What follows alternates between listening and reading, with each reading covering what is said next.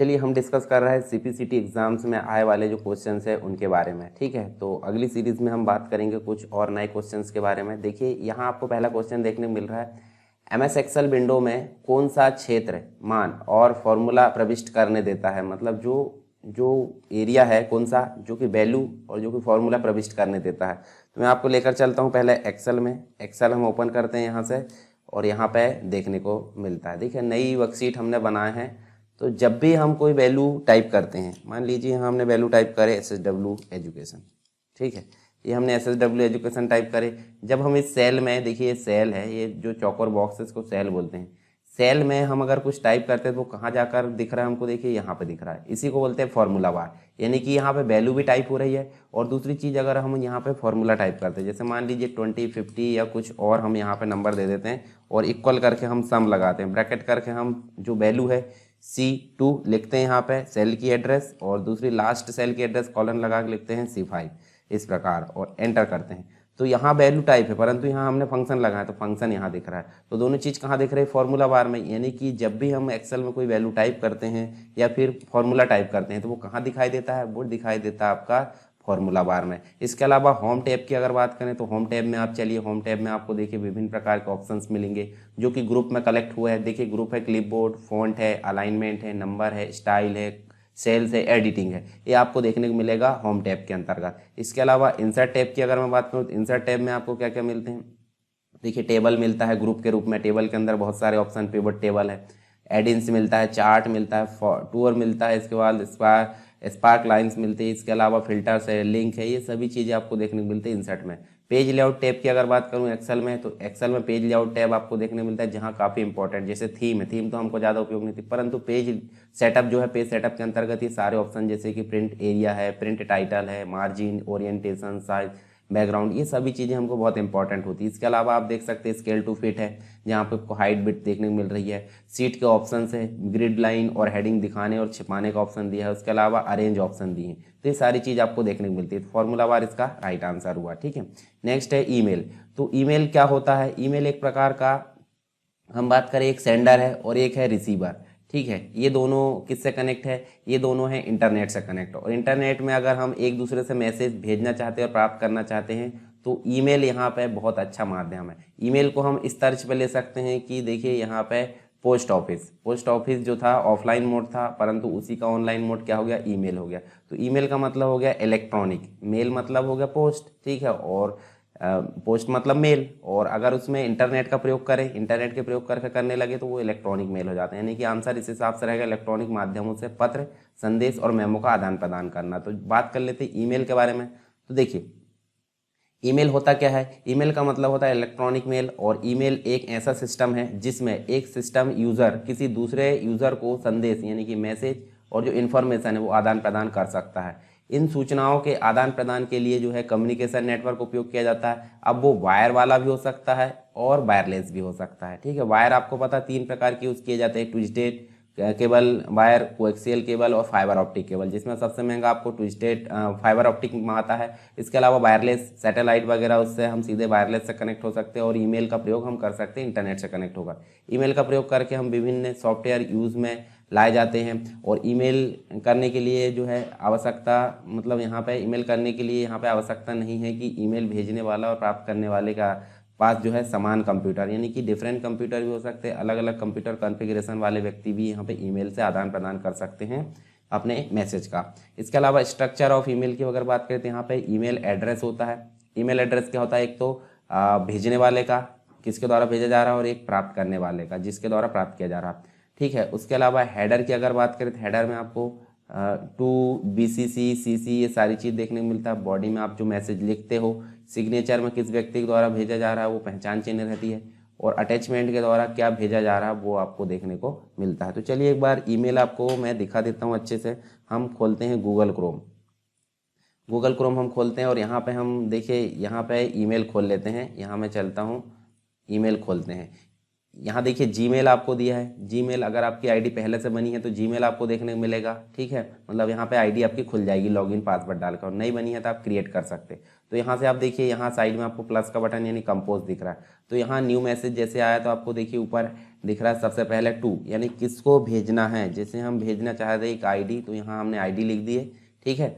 और यहाँ सीसी दिया है, यानी कि इसी की कार्बन कॉपी भेजना चाहते हैं, सीसी हम टाइप कर सकते हैं। और बीसीसी मतलब ब्लाइंड कार्बन कॉपी, इन दोनों को पता ना चले उसके लिए बीसीसी उपयोग करते हैं। क्या भेजना चाह रहे हैं, यहाँ सब्जेक्ट लिखते हैं, जैसे कि हम डॉक्यूमेंट भेजना चाह रहे हैं, फोटोज़ भेजना चाह रहे हैं, और उसके बारे में कुछ मैसेज लिख सकते हैं, एप्लीकेशन वगैरह, यहाँ पे जो भी हम एप्लीकेशन टाइप करते हैं वो लिख सकते हैं। और नीचे हम फील्ड जो है सिग्नेचर दे सकते हैं, सिग्नेचर ऑटोमेटिक यहाँ पे दे सकते हैं पहले से फिट। इसके अलावा आप देखिए यहाँ पे फॉर्मेट कर सकते हैं, अटैचमेंट कर सकते हैं, कोई फोटो वगैरह कुछ लाना है तो वहाँ पे यहाँ अटैचमेंट कर सकते हैं, लिंक जोड़ना है। इसके अलावा स्माइलीज, गूगल ड्राइव की लिंक, फोटोज लॉक कर सकते हैं। आप देखिए यहाँ पे कॉन्फिडेंशियल मोड रख सकते हैं। और आप भेजने के लिए यहाँ सेंड बटन का प्रयोग करोगे। अगर नहीं भेजना चाहते तो आप यहाँ पे डिलीट बटन उपयोग कर सकते हैं। इसके अलावा भी कुछ ऑप्शन और दिए, देखिए प्रिंट करना है, स्पेलिंग चेक, बहुत सारे ऑप्शन दिए। इन सभी को प्रयोग करने के बाद हम सेंड कर सकते हैं। तो ये तो बात हो गई सेंड करने की। इसके अलावा आय वाले जो है इनबॉक्स में आपको देखने को मिलते हैं। जैसे आय है तो हाईलाइट होकर देखेंगे, और यदि हम उसको ओपन कर लेते हैं, जैसे डेल वाला हमने ओपन कर लिए, तो अब वापस हम चलते हैं तो डेल वाला हाईलाइट होकर नहीं दिखेगा, ये शेडिंग कलर मतलब जो है फेड होकर दिखेगा। इसके अलावा कुछ और ऑप्शन दिखते हैं, स्टार्ट, स्नूज, इम्पॉर्टेंट।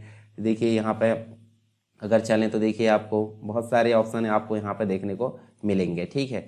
जैसे यहाँ पे देखिए स्पैम, अनावश्यक जो मेल आते हैं वो स्पैम में आ जाते हैं, वायरस या जो भी कुछ स्पैम्स होते हैं वो यहाँ पे आ जाते हैं, ठीक है। तो ये तो हो गया हमारा ईमेल कंप्लीट, आपको समझ में आ गया होगा। अगले कोई वीडियो में आपको ईमेल आईडी बनाना और अन्य चीज़ें भी आपको बता दूंगा ताकि और अच्छे से क्लियर हो जाए। आई होप आपको ईमेल समझ में आ गया होगा।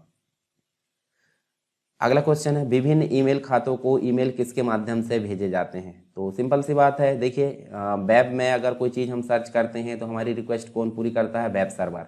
और अगर ईमेल की रिक्वेस्ट हम भेज रहे हैं तो ईमेल के अगर बात करें तो सर्वर तो होगा, परंतु किसका सर्वर होगा, मेल सर्वर होगा या ईमेल सर्वर होगा। तो यहाँ पर राइट आंसर क्या है, ईमेल सर्वर। यानी कि विभिन्न ईमेल खातों में ईमेल जो है ईमेल सर्वर के द्वारा भेजे जाते हैं। बाकी वेब सर्वर जो होता है कंप्लीट हमारी जो क्लाइंट रिक्वेस्ट करता है इंटरनेट पर, उसकी रिक्वेस्ट पूरी करता है। ब्राउज़र आपको पता है एक प्रकार का एप्लीकेशन सॉफ्टवेयर है जो कि यूज़र को इंटरनेट चलाने में मदद करता है। यानी कि वेबसाइट को डाउनलोड करना है, कुछ चीज़ें सर्च करना है तो ब्राउज़र की ज़रूरत पड़ती है, जैसे गूगल क्रोम, फायरफॉक्स, ठीक है ये। उसके अलावा ओपेरा है। और सर्च इंजन जो होता है ब्राउज़र के अंतर्गत जो इन्फॉर्मेशन ढूंढना होता है वो सर्च इंजन के द्वारा ढूंढी जाती है। जैसे कि आप बात करें गूगल की या फिर बात कर लीजिए याहू की, तो ये सभी क्या है, ये सभी सर्च इंजन की श्रेणी में आते हैं, ठीक है।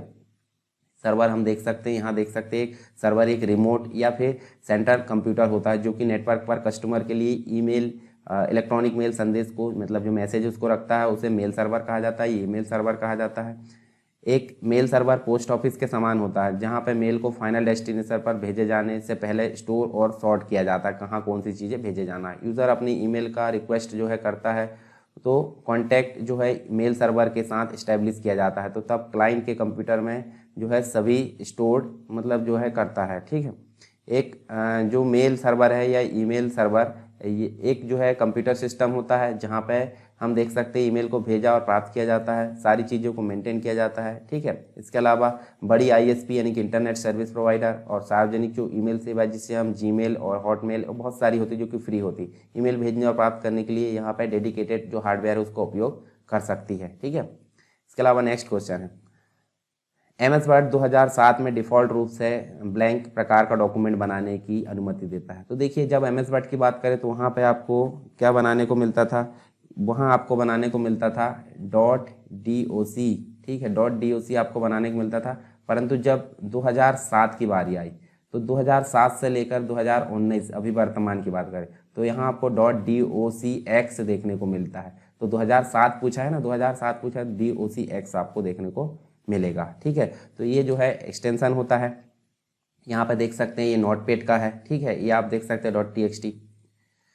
अब हम देख लेते हैं यहाँ पे एक्सटेंशन होते क्या है। एक्सटेंशन की अगर बात करें तो एक्सटेंशन जो होते हैं कंप्यूटर में किसी फाइल को यूनिक आइडेंटिटी यहाँ पे प्रदान करते हैं। जैसे अगर जेपीजी की बात करें तो ये जॉइंट फोटो एक्सपर्ट ग्राफिक्स बोल सकते हैं, इमेज फाइल है, ये भी एक प्रकार की इमेज फाइल है जो कि फोटोशॉप में आप देख सकते हैं। MP4 एक ऑडियो वीडियो फाइल है, PNG एक इमेज फाइल है, HTML एक वेब पेज की फाइल है, CSS भी एक प्रकार से CSS कैस्केडिंग स्टाइल शीट की फाइल है, जावास्क्रिप्ट की फाइल JS है, PDF portable document file, AI file आप देख सकते हैं, ID, PHP, TIF, ये सब आप देख सकते हैं अलग अलग पहचान है। मतलब अगर किसी फाइल को हम SHW नाम देते हैं हर एक एप्लीकेशन में जाकर, तो उसके लिए पहचान कैसी होगी, इन एक्सटेंशन के द्वारा। तो एक्सटेंशन आप समझ गए होंगे, फाइल एक्सटेंशन और file name extension is the ending of file that help identity the type of file in operating system. मतलब ऑपरेटिंग सिस्टम में, मतलब जो फाइल है, जैसे मान लीजिए हमने लिखे SHW.txt, तो ये फाइल के एंडिंग में लगते हैं 3 कैरेक्टर या 4 कैरेक्टर होते हैं, ठीक है। तो ये हमको क्या पता करते हैं, ये ऑपरेटिंग सिस्टम इस फाइल की यूनिक आइडेंटिटी को दर्शाता है। जैसे कि माइक्रोसॉफ्ट विंडोज़ में अगर देखें तो बहुत सारी फाइल्स हमको देखने को मिलती है, और माइक्रोसॉफ्ट विंडोज़ की अगर बात करें the file name extension is period मतलब डॉट आप देख सकते हो। उसके बाद आपको देखने को मिलेगा कुछ कैरेक्टर, यानी कि 3 कैरेक्टर हो सकते हैं या 4 कैरेक्टर हो सकते हैं। कुछ तो होते हैं 2 कैरेक्टर, काफ़ी और बड़े होते हैं तो 4 कैरेक्टर, छोटे होते हैं तो 2 कैरेक्टर। जैसे myfile.txt हमने लिए 3 कैरेक्टर। तो txt क्या है, txt एक एक्सटेंशन है जो कि उस फाइल को मिला है, किस में, नोटपैड के अंतर्गत। तो हम कुछ फाइल एक्सटेंशन यहाँ पे देख लेते हैं ताकि आपको और अच्छे से क्लियर हो जाए। जैसे हम MS वर्ड में काम करते हैं, 2003 तक हमने काम करे थे MS वर्ड में, तो उस फाइल का एक्सटेंशन था .doc। और 2003 के बाद यानी कि 2007 से लेकर अभी तक की बात करें 2019 की, तो यहाँ तक आपको देखने को मिलेगा .docx, ठीक है। 4 कैरेक्टर में आपको देखने मिलेगा डॉट के निशान के बाद में, फाइल नेम के बाद में डॉट लगाते हैं और उसके बाद एक्सटेंशन। फिर उसके बाद ODT मतलब open office writer document file का एक्सटेंशन होता है। .pdf आपको PDF पोर्टेबल डॉक्यूमेंट फाइल का एक्सटेंशन देखने को मिलता है। .rtf रिच टेक्स्ट फॉर्मेट, जो कि आप नोटपैड ये वर्डपैड की अगर बात करें तो वर्डपैड में आपको देखने को मिलता है। .txt प्लेन टेक्स्ट फाइल का एक्सटेंशन देखने को मिलता है। इसके अलावा सीट की अगर बात करें, एक्सेल या स्प्रेडशीट की, तो .ods यानी कि ओपन ऑफिस कैल्क जो स्प्रेडशीट फाइल है, ठीक है, इसकी एक्सटेंशन आपको देखने को मिलती है। एक्सेल आपको 2003 तक देखने को मिलता है, तो एक्सेल का एक्सटेंशन। और बाद में 2007 से और 2019 की बात करें तो आपको क्या देखने को मिलता है, XLSX यानी कि Microsoft Excel open XML spreadsheet आपको देखने को मिलती है। प्रेजेंटेशन फाइल के भी कुछ एक्सटेंशन होते हैं, जैसे की नोट प्रेजेंटेशन होता है। PPT आपको पावर पॉइंट का एक्सटेंशन देखने को मिलेगा 2003 तक। और 2003 के बाद यानी कि 2007 से लेकर 2019 की बात करें तो यहाँ कंप्लीट रूप से आपको PPTX देखने को मिलता है, ठीक है। कुछ इंटरनेट से रिलेटेड भी फाइल का एक्सटेंशन है, जैसे कि ASP एक्टिव सर्वर पेज, और उसी का अपग्रेडेड वर्जन .NET की अगर बात करें तो ASPX आपको देखने को मिलता है, एक्टिव सर्वर पेज फाइल का एक्सटेंशन होता है। CGI और .PL Perl script file, .CSS cascading style sheet, .HTML या HTML जो वेब पेज फाइल होती है उसका एक्सटेंशन होता है। .JS जावास्क्रिप्ट की फाइल का एक्सटेंशन होता है।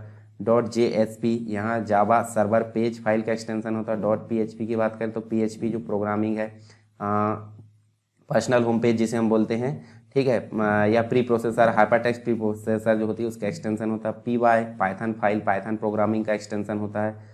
इसके अलावा XML जो XHTML फाइल है एडवांस, उसका एक्सटेंशन होता है। तो ये तो बात हुई कंप्लीट मतलब एक्सटेंशन की, जो कि फाइल को हम देते हैं और जो कि आइडेंटिटी यानी पहचान के लिए उपयोग किए जाते हैं कंप्यूटर में। आई होप आपको ये समझ में आ गया होगा। अगला क्वेश्चन है, निम्न में से कौन सा सेंट्रल प्रोसेसिंग यूनिट का भाग है। तो आप देखिए यहाँ पे यहाँ पे अगर हम डायग्राम देखें तो ये तो इसका आंसर ALU होगा, परंतु है कैसे। तो देखिए CPU अगर देखें तो देखिए ALU हमको दिख रहा है और CU दिख रहा है। तो ALU मतलब अर्थमेटिक लॉजिकल यूनिट और CU दोनों भाग है, ठीक है। इसके अलावा मेन मेमोरी यानी कि मेमोरी यूनिट भी भाग है।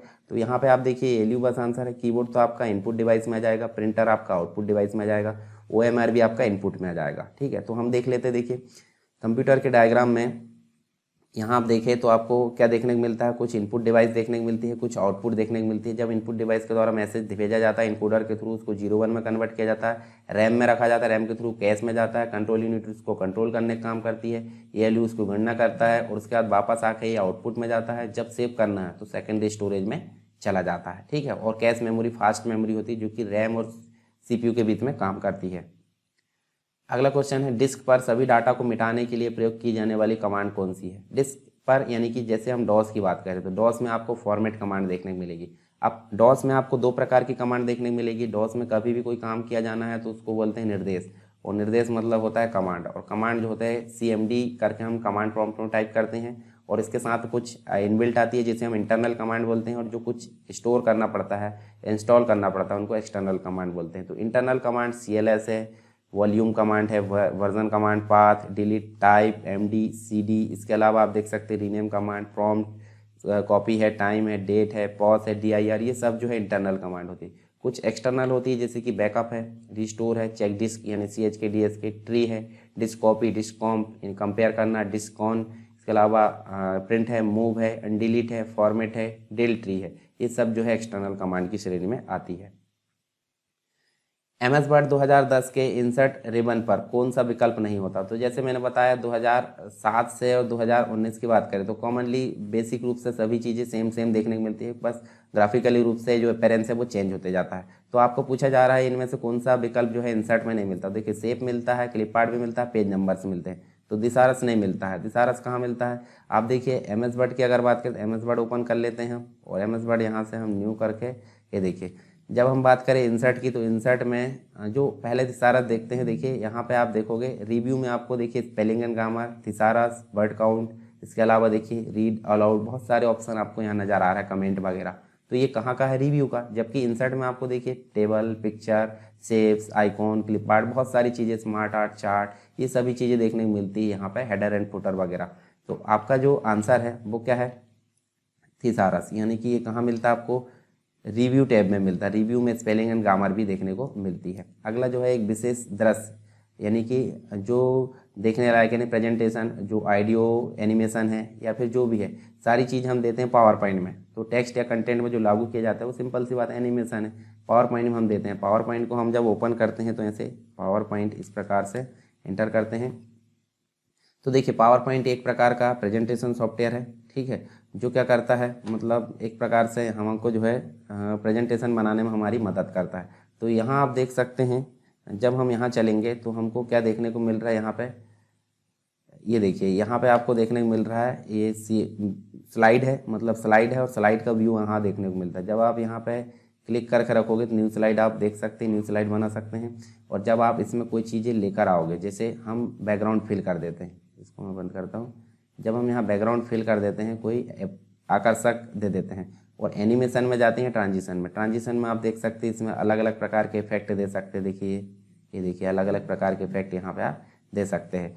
और कोई ऑब्जेक्ट है, जैसे मान लीजिए मैं कोई पिक्चर लेके आता हूँ, पिक्चर हम इंसर्ट करते हैं और यहाँ से हम जो है एक कोई भी पिक्चर इंसर्ट कर लेते हैं, ठीक है। ये पिक्चर हमने इंसर्ट करे और इसको छोटा कर देते हैं। इस पिक्चर को एनिमेट करना है तो कहाँ जाएंगे? एनिमेशन में। और कोई भी यहाँ पे देखिए इस प्रकार से हम ले सकते हैं। तो आपका जो यहाँ पे राइट आंसर होगा वो होगा एनिमेशन, मतलब जो भी हम इफेक्ट देते हैं पावर पॉइंट के अंतर्गत कंटेंट में, वो एनिमेशन कहलाता है। Active server page, active server page अभी हमने देखे थे जिसका शॉर्ट फॉर्म ASP था, ठीक है। और इसको सेव करने के लिए यहाँ पे डॉट एक्सटेंशन के साथ में हम डॉट के साथ में ASP एक्सटेंशन का प्रयोग करते हैं, ठीक है। तो आंसर भी यही होगा एक्टिव सर्वर पेज का। और अगर .NET की अगर बात करें तो वहाँ एडवांस लग जाता है, यानी कि X लग जाता है। तो ये भी वेब पेज फाइल है इंटरनेट से रिलेटेड, परंतु ASP X लग जाता है, ठीक है। इसका आंसर होगा 2 नंबर का। तो यहाँ देखिए एक्टिव सर्वर पेज एक जो है ASP द्वारा प्रोग्रामर्स को डायनेमिक वेब पेज या वेबसाइट बनाने के लिए माइक्रोसॉफ्ट द्वारा विकसित किया गया है ये। और यह पहला सर्वर साइड स्क्रिप्ट इंजन है, ठीक है। अब जो है ASP.NET द्वारा अधिग्रहित किया गया है, मतलब ASP जो है ASP.NET के अंतर्गत समाहित हो गया है। और ASP और ASP.NET ऐसे प्रोग्राम जो विंडोज़ पर चलते हैं। और ASP फाइल में फाइल एक्सटेंशन जो होता है ASP होता है, जबकि ASP.NET में आपको ASPX देखने को मिलेगा। दाईं ओर एक जो अक्षर को मिटाने के लिए, दाईं ओर मतलब जैसे ये टेक्स्ट लिखा है, ठीक है, ये लिखा है, और अगर हम इस साइड मिटा रहे हैं तो क्या हो जाएगा? ये हो जाएगा बैक स्पेस, ठीक है। और अगर हम यहाँ कर्सर है, ठीक है, ठीक है, मान लो यहाँ कर्सर है, इस साइड के हटाना तो हम बैक स्पेस, और इस साइड के हटाना तो डिलीट की का प्रयोग करते हैं। ये देखिए आप देख सकते हैं डिलीट, ठीक। इसके अलावा कंट्रोल D तो जो है CTRL-D अगर बात करें तो ये जो होता है फॉन्ट डायलॉग बॉक्स होता है इससे, ठीक है। या फिर पावर पॉइंट में चले तो डुप्लीकेट होता है, एक्सेल में चले तो ऑटोफिल होता है। कंट्रोल X कट के लिए होता है और कंट्रोल D यहाँ पर कोई उपयोग नहीं होती है, ठीक है। एक ड्रॉप कैप फंक्शन एक वर्ड जो डॉक्यूमेंट है उसमें अधिकतम कितनी लाइनें छोड़ सकता है? तो इसका राइट आंसर तो 10 है। तो हम यहाँ पे जो वर्ड कैप है, मतलब जो ड्रॉप कैप है, उसको यहाँ पे विस्तार से जानने वाले हैं। तो इसके लिए हम जो है MS वर्ड को स्टार्ट कर लेते हैं। चलिए यहाँ पे हम जानने वाले हैं ड्रॉप कैप ऑप्शन के बारे में। ड्रॉप कैप ऑप्शन होता क्या है विस्तार से हम देखेंगे। सबसे पहले हम एक पैराग्राफ देख लेते हैं। पैराग्राफ लेकर आ जाते हैं और इसको थोड़ा सा बड़ा कर लेते हैं। और यहाँ अगर होम में जाओगे तो जस्टिफाई इसको कर लिया जाए और इसको पूरा हम शो कर लेते हैं शो टैब एंड कमांड से। जब यहाँ पे कोई पैराग्राफ का पहला कैरेक्टर अगर बड़ा दिखता है हमको, या तो वो 2-3 लाइन के बराबर दिखता है या जितनी भी लाइनें आप देख सकते हैं, तो वो मैक्सिमम कितनी लाइनें तक दिख सकता है, वही क्वेश्चन पूछा गया था। तो यहाँ प्रत्येक पैराग्राफ या किसी एक पैराग्राफ का एक कैरेक्टर बाकी सभी से बड़ा करके दिखाना क्या कहलाता है, ड्रॉप कैप कहलाता है। तो उसके लिए हम निम्न स्टेप्स को फॉलो करेंगे। इंसर्ट टैब में जाएंगे, पहले तो कर्सर रखो आप पैराग्राफ में और इंसर्ट टैब में जाओ और लास्ट में जाकर आप देखोगे टेक्स्ट ग्रुप के अंतर्गत जो है ड्रॉप कैप आपको दिख रहा है। यहाँ 3 ऑप्शन दिखेंगे। नन मतलब कुछ नहीं, ड्रॉप्ड मतलब होगा इस प्रकार से आएगा यानी आपका इफेक्ट, और इन मार्जिन मतलब मार्जिन के अंदर वो चला जाएगा। जैसे ड्रॉप्ड करे तो देखिए ये टेक्स्ट के अंदर ही है, और अगर हम इसको इन मार्जिन करते हैं तो वो मार्जिन के अंदर चला जाएगा। ठीक है, तो ये चीज़ आपको देखने को मिलती है। और अब ये मैक्सिमम कितने लाइन तक जाएगा उसके लिए हम उपयोग करते हैं ड्रॉप कैप ऑप्शन। अब आपको यहाँ देखिए 3 ऑप्शन वो हमने पढ़ लिए, कौन से फॉन्ट में देना वो आपको यहाँ दिख रहा है, और लाइन कितनी देना है जब आप यहाँ बढ़ाओगे तो देखिए बढ़ाकर देखते हैं। देखिए यहाँ मैक्सिमम 10 तक जा रही है, उसके आगे नहीं बढ़ रही। ठीक है, तो मैक्सिमम कहाँ तक जाएगी, 10 तक। ओके करके देखो ये 10 लाइन को आपस में घेर रहा है। ठीक है, और अगर हम इसको ड्रॉप करते हैं तो अंदर चला जाएगा, और अगर हम कम करते हैं तो कम करके देख लीजिए। एक स्टैंडर्ड जो होता है 3 लाइन हम दे सकते हैं। ठीक है, और टेक्स्ट से दूरी कितनी रखना है, वो 0 इंच हमने रख दी है, हमको दूरी नहीं रखना। देखिए यहाँ पे आपको जब वीडियो में भी बड़ा हो गया तो हम इस प्रकार से उसको देख सकते हैं। तो ये तो बात हो गई ड्रॉप कैप की। आई होप आपको समझ में आ गया होगा ड्रॉप कैप क्या है, कितनी लाइनें वो घेर सकता है। चलिए यहाँ हम देखते हैं अगला क्वेश्चन। निम्न में से कौन सा कार्ड जो है दूसरी यानी सेकंड जनरेशन का मल्टीमीडिया कार्ड। मल्टीमीडिया कार्ड मतलब एक मेमोरी कार्ड होता है, जो कि यहाँ पे आंसर है एक सिक्योर डिजिटल कार्ड हम इसको बोल सकते हैं। तो चलिए यहाँ पे हम जो है मेमोरी कार्ड या मल्टीमीडिया कार्ड के बारे में विस्तार से यहाँ जान लेते हैं। तो एक मेमोरी कार्ड एक प्रकार का स्टोरेज डिवाइस होता है, जिसको हम सेकेंडरी स्टोरेज डिवाइस बोलते हैं। सेकेंडरी का मतलब होता है एक प्राइमरी होती है जो कि रैम कहलाती है, और यहाँ पे परमानेंट डेटा स्टोर होता है मेमोरी कार्ड में, इसलिए इसको सेकेंडरी स्टोरेज बोला जाता है। ठीक है, इसमें मीडिया डेटा फाइल्स यानी कि मल्टीमीडिया एक प्रकार से हम टेक्स्ट भी रख सकते हैं, ग्राफिक्स भी रख सकते हैं, पिक्चर भी रख सकते हैं, एनिमेशन वीडियो सभी चीज़ें यहाँ पर रख सकते हैं, इसलिए इसको मल्टीमीडिया कार्ड भी बोला जाता है। ये परमानेंट यानी कि नॉन वोलेटाइल यानी कि स्थायी रूप से हमको स्टोरेज प्रदान करता है। डेटा और फाइल को स्टोर करने के लिए किसी अटैच डिवाइस में एक प्रकार से इसको लगाया जाता है। जैसे मेमोरी कार्ड मेमोरी कार्ड होता है, ये जो होता है कार्ड रीडर जिसे हम बोलते हैं। मेमोरी कार्ड को कहाँ लगाया जाता है, कार्ड रीडर में लगाया जाता है, और उसके बाद उसको जो है क्या किया जाता है, कंप्यूटर में फंसा के या मोबाइल में OTG के द्वारा हम उसको रीड कर सकते हैं, या फिर मोबाइल में अटैच करने के लिए सेपरेट होता है। ठीक है, इन कार्ड का इस्तेमाल आमतौर पर ज़्यादातर यहाँ पोर्टेबल डिवाइस जैसे कि कैमरा है, फ़ोन्स है, इन सभी में उपयोग किया जाता है। कार्ड को फ्लैश कार्ड भी कहा जाता है क्योंकि ये पेन ड्राइव जैसा ही काम करता है। इसके अलावा कुछ इसके प्रकार होते हैं जैसे कि HD मेमोरी कार्ड होते हैं, सिक्योर डिजिटल जिसे हम बोलते हैं। देखिए इसका जो शॉर्ट फॉर्म है HD है और फुल फॉर्म है आप देख सकते हैं सिक्योर डिजिटल कार्ड। ये सबसे बेसिक फॉर्मेट होता है। SD कार्ड में हम देख सकते हैं ये सबसे बेसिक फॉर्मेट होता है। इस स्टैंडर्ड SD कार्ड की डायमेंशन यहाँ पे 32 mm से 24 mm यानी कि यहाँ पे 2.1 mm के साथ में यहाँ देखने को मिलती है। साथ ही स्टोरेज कैपेसिटी इसकी 4 GB तक होती है। उसकी परफॉर्मेंस लेवल उतनी अच्छी नहीं होती जितनी कि अन्य SD मतलब कार्ड की होती है। जैसे अगला जो है SDHC कार्ड, हाई कैपेसिटी हम बोल सकते हैं, यानी कि सिक्योर डिजिटल तो है पर हाई कैपेसिटी इसके साथ जुड़ गया, और इसे हम देख सकते हैं HD वीडियो और हाई रेजोल्यूशन इमेज रिकॉर्डिंग की डिमांड काफ़ी बढ़ गई थी, तब इसको लॉन्च किया गया था, इंट्रोड्यूस किया गया था, और HD इनेबल डिवाइस में इसको इस्तेमाल किया जाता है। अगला है SDXC मेमोरी कार्ड, तो इसको बोला जाता है secure digital extended capacity memory card. HDXC card एक हायर कैपेसिटी वर्जन होता है। SDHC जो कार्ड है हम देख सकते हैं इसका हाई कैपेसिटी वाला वर्जन होता है, एक्सटेंडेड वर्जन। और यहाँ जो होती है कैपेसिटी की अगर बात करें तो यहाँ 64 GB से इसको स्टार्ट किया जाता है, और मैक्सिमम जो रहता है 2 TB तक इसकी स्टोरेज देखने को मिलती है। इसके अलावा माइक्रो SD मेमोरी कार्ड की अगर बात करें तो माइक्रो मतलब नाम से स्पष्ट है छोटा, यानी कि सबसे बेसिक। तो ये देख सकते हैं हम पोर्टेबल इक्विपमेंट जैसे कि मोबाइल फ़ोन में इसको स्टोरेज देखने को मिलती है। माइक्रो SDHC की अगर बात करें तो ये जो है न्यू वर्जन है माइक्रो SD का, और सन 2007 में इसको पहली बार लॉन्च किया गया था। 32 GB की डेटा स्टोरेज स्टोर मतलब कराने के लिए यहाँ पर रहता है, और ट्रांसफ़र रेट 10 MB पर सेकंड की उसमें देखने को मिलता है। माइक्रो SDHC जो है कार्ड बैकवर्ड कंपेटेबल नहीं होता। इसका मतलब है कि ओल्डर माइक्रो जो HD है डिवाइस में कंपेटेबल ये नहीं होता है, ठीक है। न्यू में बस यहाँ पे चलने को देखने को मिलता है।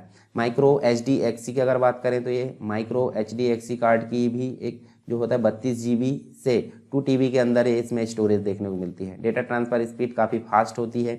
इसके अलावा माइक्रो SD और माइक्रो HDXC की तुलना में ये जो है काफ़ी तेज़ होता है। केवल उन्हीं डिवाइस के साथ में कंपेटेबल होता है जिनमें एक माइक्रो HDXC कंपेटेबल स्लॉट उपलब्ध होता है। तो ये तो बात हो गई मेमोरी कार्ड की। मल्टीमीडिया मेमोरी कार्ड या फ्लैश मेमोरी कार्ड इनको बोला जाता है। आई होप आपको समझ में आ गया होगा। जब भी इनसे क्वेश्चन बने तो आपको ध्यान रहना चाहिए। अगला क्वेश्चन है व्हाट इज़ निबल। निबल का मतलब होता है एक मेमोरी मेजरमेंट यूनिट है। सबसे छोटी तो होती है 01 जिसे हम बिट बोलते हैं, और 01 को मिलाकर 4 कर दिया जाए तो वो होती है निबल। यानी कि 4 बिट का कलेक्शन क्या हो जाएगी, निबल। 8 बिट का कलेक्शन बाइट हो जाती है, और 16 बिट का कलेक्शन 4 टाइम निबल या 2 टाइम बिट्स बोल सकते हैं, या 4 टाइम बाइट्स या फिर 8 टाइम हम बिट्स बोल सकते हैं। तो यहाँ आप देख भी सकते हैं, देखिए बिट मतलब होता है बाइनरी डिजिट 0 या 1। 4 बिट का कलेक्शन एक निबल होती है, 8 बिट का कलेक्शन एक बाइट होती है, 224 बाइट मिल जाते एक KB बनती है, 224 KB मिल जाते एक MB बनती है। इसी प्रकार आप देख सकते हैं सबसे हाईएस्ट जो है जियोब बाइट है, यानी कि 224 ब्रोंटो बाइट मिलकर एक जियोब बाइट बनाते हैं। नेक्स्ट है, देखिए एक ब्लैंक हम देख सकते हैं यहाँ पे शब्द का प्रयोग ऐसी संग्रहण प्रणाली का करने के लिए यहाँ पे देखने मतलब ऐसी संग्रहण प्रणाली का वर्णन करने के लिए प्रयोग किया जाता है जिसे फ्लैश आधारित solid state disk, hard disk, drive इसके मिश्रण के साथ में, मतलब solid state drive, hard disk और जो भी मतलब रैम होती है, इन सभी का एक मिश्रण देखने को मिलता है, ताकि इसको जो है एक प्रकार से उपयोग करने में काफ़ी उच्च क्षमता हमको दे सकें। तो अगर नॉर्मली बात करें रैम, तो रैम अगर अलग से यूज़ करते हैं तो अस्थायी मेमोरी काफ़ी तेज़ चलती है, परंतु सिर्फ मेमोरी में डेटा को लोड करने का काम करती है। SSD की अगर बात करें तो ये स्टोरेज कम स्टोर मतलब कराती है और काफ़ी तेज़ प्रोसेसिंग होती है हार्ड डिस्क की अपेक्षा। और हार्ड डिस्क ज़्यादा स्टोरेज कराती है कम पैसे में, परंतु इसकी स्पीड स्लो रहती है। अगर हम तीनों को एक साथ मिला दें तो क्या होगा, एक से ज़्यादा गुण वाले, यानी कि उसमें SSD का गुण भी रहेगा, उसमें रैम का गुण भी, और उसमें हार्ड डिस्क का भी, स्टोरेज भी मिल जाएगी, स्पीड भी मिल जाएगी किसकी, स्टोरेज की, और यहाँ पे हमको मेमोरी में लोड कराने की स्पीड भी काफ़ी तेज़ हो जाएगी। तो सबका कॉम्बो बोल दिया जाए तो हाइब्रिड, यानी कि यहाँ पे हाइब्रिड स्टोरेज इसका राइट आंसर हो जाएगा, ठीक है। और इसके बारे में हम देख भी लेते हैं, जिससे रैम हम यहाँ पे देखेंगे, रैम के बारे में लिखा हुआ है, हार्ड डिस्क के बारे में, सॉलिड स्टेट ड्राइव, ये सब चीज़ें आप यहाँ पे पढ़ भी सकते हैं। पाई चार्ट में चार्ट के विभिन्न भागों को संदर्भित करने के लिए निम्न में से किस शब्द का उपयोग किया जाता है। जैसे पाई चार्ट है, और पाई चार्ट में एक भाग ये हो गया, एक भाग ये हो गया, एक भाग ये हो गया, ठीक है। अगर पूरा गोल चक्र रहता तो क्या होता है, ट्रैक कहलाता है। और ट्रैक के जो विभिन्न ये छोटे छोटे टुकड़े कर दिए जाते हैं, इनको बोलते हैं सेक्टर्स। तो आपका राइट आंसर क्या होगा, सेक्टर्स यहाँ पे राइट आंसर हो जाएगा, ठीक है। एक्सेल में ग्राफ चार्ट के शीघ्र प्रिंटिंग के लिए कौन सी चीज़ की आवश्यकता होती है, तो प्रिंटर में एक क्वालिटी होती है जिसे ड्राफ्ट क्वालिटी बोलते हैं। तो यहाँ पे क्या करेंगे, प्रिंट क्वालिटी को हाई क्वालिटी से ड्राफ्ट क्वालिटी में हम कन्वर्ट कर देंगे, और उससे क्या होगा, प्रिंट जल्दी जल्दी प्रिंट होगा, स्याही कम लगेगी, ठीक है, स्पीड भी बढ़ जाएगी। इसके अलावा किसी MS एक्सेल ऑब्जेक्ट से जानकारी MS वर्ड में अगर लाते हैं तो जानकारी क्या होती है, तो जानकारी जब हम MS एक्सेल में चेंज करते हैं तो वही की वही रहती है। मतलब अगर एक्सेल में चेंज किया जाएगा, संशोधित किया जाएगा, तो वैसा ही वो बना रहता है किसके अनुसार। जैसे मान लीजिए मैं आपको करके दिखाता हूँ, जैसे वर्ड में चलते हैं, और वर्ड में चले हम, और हम यहाँ पे एक्सेल का ऑब्जेक्ट इंसर्ट करते हैं। कहाँ से करेंगे, इंसर्ट में जाएंगे, और यहाँ पे जाके आप देखिए टेक्स्ट वाले ग्रुप में और ऑब्जेक्ट में जाएंगे, और ऑब्जेक्ट में जाके हम एक्सेल की वर्कबुक यहाँ पे सेलेक्ट करेंगे। देखिए यहाँ पे मैं ये देखिए एक्सेल की वर्कबुक सेलेक्ट करें, और यहाँ पे मैं देख सकते हैं हम इसको, ठीक है। यहाँ से हम कुछ चीज़ें इसमें ला लेते हैं, ठीक है, जैसे टाइप कर लेते हैं, ये देखिए। और अगर हम बाहर क्लिक करते हैं तो वो जैसे कि वैसे ही बन जा रहे हैं, ठीक है, मतलब जैसा है वो वैसा ही बना रहता है, ठीक है। तो इसलिए यहाँ पे आपको राइट आंसर 4th नंबर का देखने को मिलेगा। तो ये तो थे हमारे कुछ क्वेश्चंस जो कि हमने डिस्कस किए। आई होप आपको समझ में आ गए होंगे। यदि कोई डाउट है तो आप मुझे कमेंट बॉक्स में बताइए, या कोई सजेशन है जो आपके दिमाग में है तो वो भी आप कमेंट बॉक्स में मुझे बता सकते हैं। और ज़्यादा से ज़्यादा वीडियो को शेयर करेंगे तो ज़्यादा जो है ज़्यादा लोग देख पाएंगे, ज़्यादा लोगों को फ़ायदा होगा, और मुझे भी मोटिवेशन मिलते रहेगा।